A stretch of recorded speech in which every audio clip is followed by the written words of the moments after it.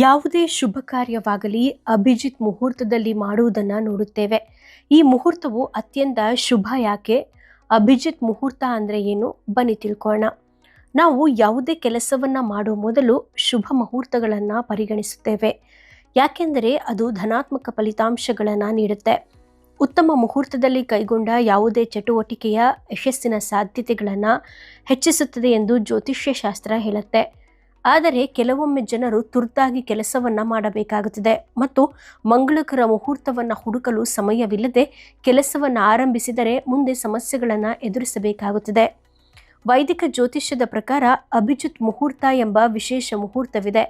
ಈ ಮುಹೂರ್ತವು ಯಾವುದೇ ಕಾರ್ಯಕ್ಕೆ ಮಂಗಳಕರವಾಗಿದೆ.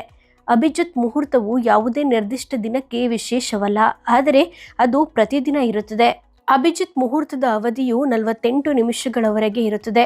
ನಕ್ಷತ್ರ ಬದಲಾವಣೆಯ 24 ನಿಮಿಷಗಳ ಮೊದಲು ಮತ್ತು ನಂತರದ ಅವಧಿಯನ್ನು ಅಭಿಜಿತ್ ಮುಹೂರ್ತ ಎಂದು ಕರೆಯಲಾಗುತ್ತೆ.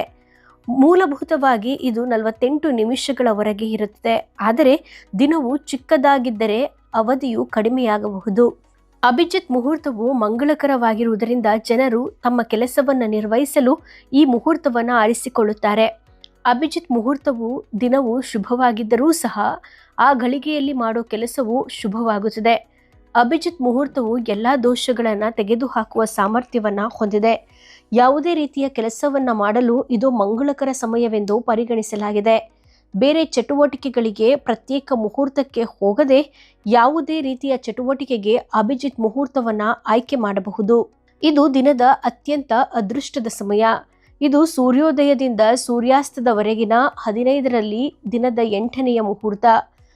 ಇದು ನಿಖರವಾಗಿ ದಿನದ ಮಧ್ಯಭಾಗದಲ್ಲಿದೆ. ಯಾವುದೇ ಸ್ಥಿತಿಯಲ್ಲಿ ಶುಭ ಕಾರ್ಯಕ್ಕೆ ಉತ್ತಮ ಮುಹೂರ್ತವಿಲ್ಲದಿದ್ದರೆ ಸ್ಥಳೀಯರು ತಮ್ಮ ಕಾರ್ಯಗಳನ್ನು ಮಂಗಳಕರವಾದ ಅಭಿಜಿತ್ ಮುಹೂರ್ತದಲ್ಲಿ ಮಾಡಬಹುದು ಎಂದು ಜ್ಯೋತಿಷ್ಯಗಳು ಹೇಳುತ್ತಾರೆ. ಇನ್ನು ಪೌರಾಣಿಕ ಮಹತ್ವವೇನು ಅಂತ ಕೇಳಿದ್ರೆ, ಮಂಗಳಕರವೆಂದು ಪರಿಗಣಿಸಲಾದ ರಾತ್ರಿಯ ಸಮಯವು ಬ್ರಹ್ಮ ಮುಹೂರ್ತವಾಗಿರುತ್ತದೆ. ಈ ಸಮಯದಲ್ಲಿ ಹೆಚ್ಚಿನ ಶುಭ ಕಾರ್ಯಗಳನ್ನು ಪ್ರಾರಂಭಿಸಬಹುದು. ಶಿವನು ಅಭಿಜಿತ್ ಮುಹೂರ್ತದಲ್ಲಿ ತ್ರಿಪುರಾಸುರನ ಶಿರಚ್ಛೇದ ಮಾಡಿದನು. ಹಿಂದೂ ಪುರಾಣಗಳ ಪ್ರಕಾರ ಅಭಿಜಿತ್ ಮುಹೂರ್ತದ ಸಮಯದಲ್ಲಿ ಸುದರ್ಶನ ಚಕ್ರದ ಸಹಾಯದಿಂದ ಅನೇಕ ದೋಷಗಳನ್ನು ನಿವಾರಿಸಿದ ಭಗವಾನ್ ವಿಷ್ಣುವಿನ ಆಶೀರ್ವಾದವನ್ನು ಅಭಿಜಿತ್ ಮುಹೂರ್ತ ಹೊಂದಿದೆ. ಭಗವಾನ್ ವಿಷ್ಣುವಿನ 7ನೇ ಅವತಾರದಲ್ಲಿ ಶ್ರೀರಾಮನು ಅಭಿಜಿತ್ ಮುಹೂರ್ತದಲ್ಲಿ ಜನಿಸಿದನು. ಆದರೆ ಅಭಿಜಿತ್ ಮುಹೂರ್ತವನ್ನು ಬುಧವಾರದಂದು ಉತ್ತಮವೆಂದು ಪರಿಗಣಿಸಲಾಗುವುದಿಲ್ಲ. ಬುಧವಾರದಂದು ದಕ್ಷಿಣಕ್ಕೆ ಪ್ರಯಾಣ ಮಾಡುವುದು ಸೂಕ್ತವಲ್ಲ ಎಂದು ಪ್ರತಿಯೊಬ್ಬರೂ ಕೂಡ ಅವರವರ ಕೆಲಸಗಳಲ್ಲಿ ಹೆಚ್ಚು ಬ್ಯುಸಿಯಾಗಿರುತ್ತಾರೆ. ಇಂಥವರು ತಮ್ಮ ಸಂಬಂಧಿಕರೊಂದಿಗೆ ಕಳೆಯಲು ಸೀಮಿತ ಸಮಯವನ್ನು ಹೊಂದಿರುತ್ತಾರೆ.